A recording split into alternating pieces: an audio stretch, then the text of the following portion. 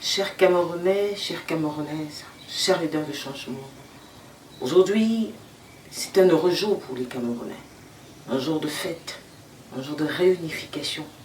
Mais l'histoire nous renseigne qu'il y a de cela 63 ans, le Cameroun a été séparé, d'un côté par les Britanniques, d'un autre côté par les Français, et par plusieurs autres pays qui ont accosté près de ses côtes, qui ont pensé être à même de lui donner une éducation, de lui donner une histoire.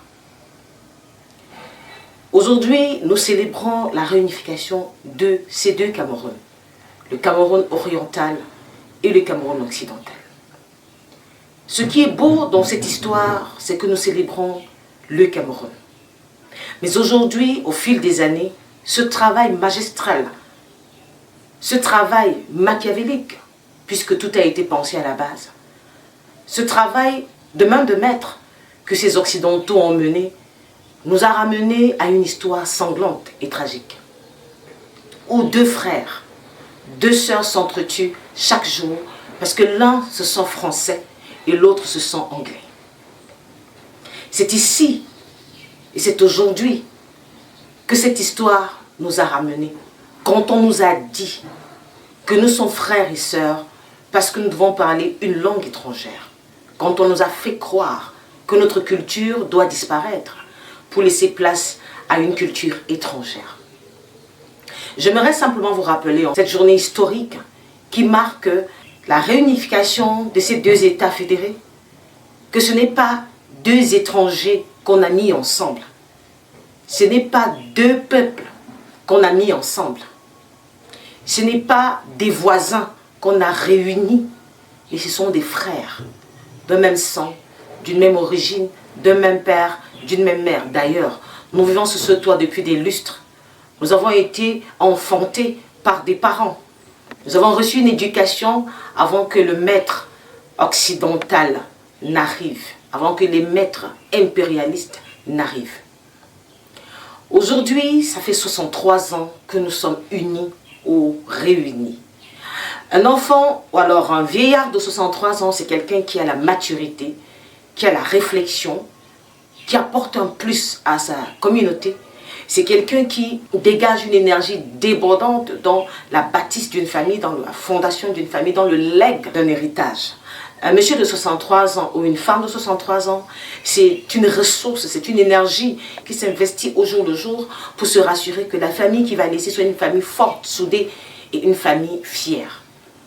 Mais aujourd'hui, le visage du Cameroun que nous avons, c'est un visage défraîchi, c'est un visage pâle, c'est un visage fatigué, un visage détruit par les lamentations, par l'anxiété, par la peine, par les meurtres, par le sang versé, par tellement d'atrocités et d'agonie qui chaque jour continue de décourager et même de faire fuir sa population. Parce qu'il n'y a pas d'avenir dans un pays où on ne respecte pas l'être humain.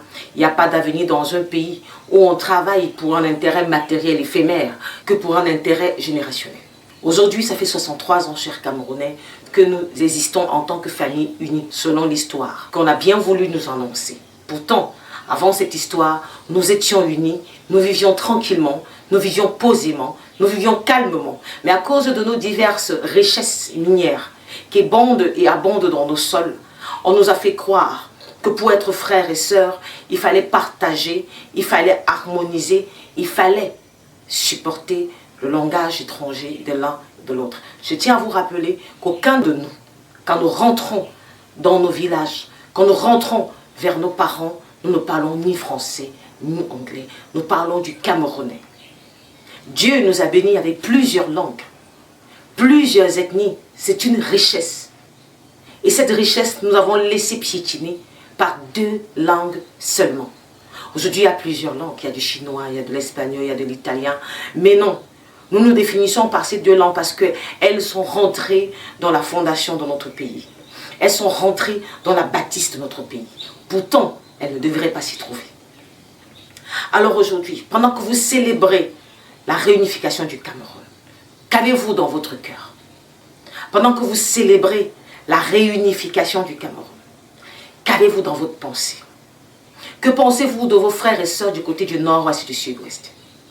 Que pensez-vous de vos frères et sœurs du côté de l'extrême nord, de la Damawa, du nord? Que pensez-vous de vos frères et sœurs dans le centre, le sud, l'ouest? Que pensez-vous de vos frères et sœurs à l'est, dans le littoral? Quel sentiment vous anime? Est-ce un sentiment d'alcoolisme? Est-ce qu'un sentiment de gabégie? Est-ce un sentiment d'excès de table? Est-ce le sentiment de se parer des plus beaux vêtements, des plus beaux bijoux? Est-ce le sentiment de se parer des plus belles voitures? Quel est le sentiment qui vous anime?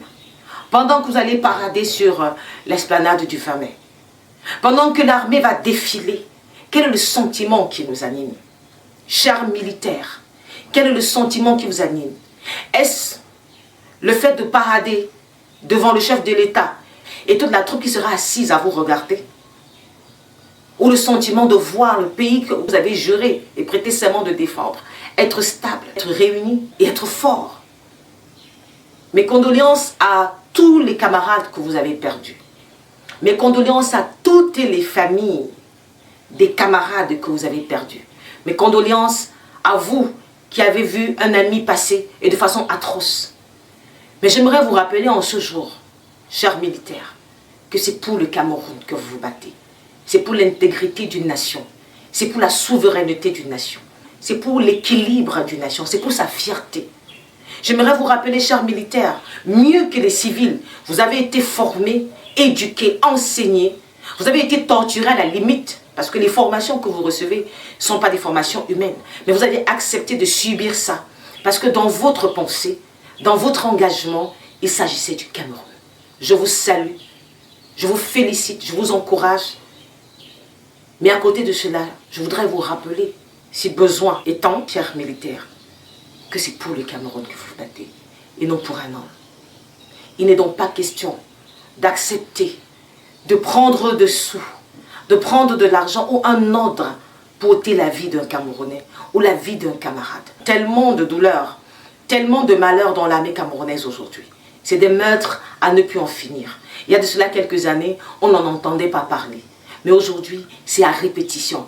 Comme si certains militaires se passaient pour des ennemis, pour nuire à l'épanouissement d'un pays au profit des fonds et de l'argent qu'on perçoit pour la guerre. Ce n'est pas ça, être un militaire. Ce n'est pas ça, être un pays souverain. Un pays souverain, c'est un pays qui protège sa famille, qui protège sa population, qui protège ses biens. Nous sommes vos biens. Les Camerounais sont vos biens et vous devez les défendre et les protéger. Avant de conclure, j'aimerais rappeler aux Camerounais qu'on n'a pas besoin de te dire que tu es frère ou que tu es sœur avec ton frère et ta sœur pour que tu le saches ou pour que tu le crois. C'est dans l'éducation. L'enfant grandit pour accepter sa famille. L'enfant est éduqué à accepter sa famille. Souvent, on est dans une famille adoptée, mais on ne le sait pas. Parce que l'amour qu'on nous donne, l'éducation qu'on nous donne suffit. Nous n'avons pas besoin des discours pour nous dire que nous sommes frères et sœurs. Parce que nous le sommes. Nous n'avons pas besoin des discours pour nous dire que nous sommes Camerounais. Parce que nous le sommes. Mais ce que nous avons laissé entrer au milieu de nous, nous devons le faire sortir. Nous ne sommes pas frères parce que nous parlons français ou anglais. Nous sommes frères parce que nous sommes Camerounais, qui avons été séparés par l'envie de l'homme blanc, par l'envie de l'homme occidental de posséder nos richesses, par l'envie de nous absorber à son propre intérêt. Alors je nous invite aujourd'hui, pendant que nous allons mémorer ou commémorer cette journée, de nous rappeler que nous sommes frères et que nous sommes sœurs. Merci pour votre écoute. Joyeuse fête du 20 mai. Je vous souhaite tout le bonheur possible. Et quand cette année, il vous vienne à l'esprit qu'il est temps qu'une nouvelle histoire s'écrive, une autre histoire s'écrive. La nôtre, celle qui a été enfouie, celle qui a été enterrée, celle qui doit être. Merci et belle journée à vous.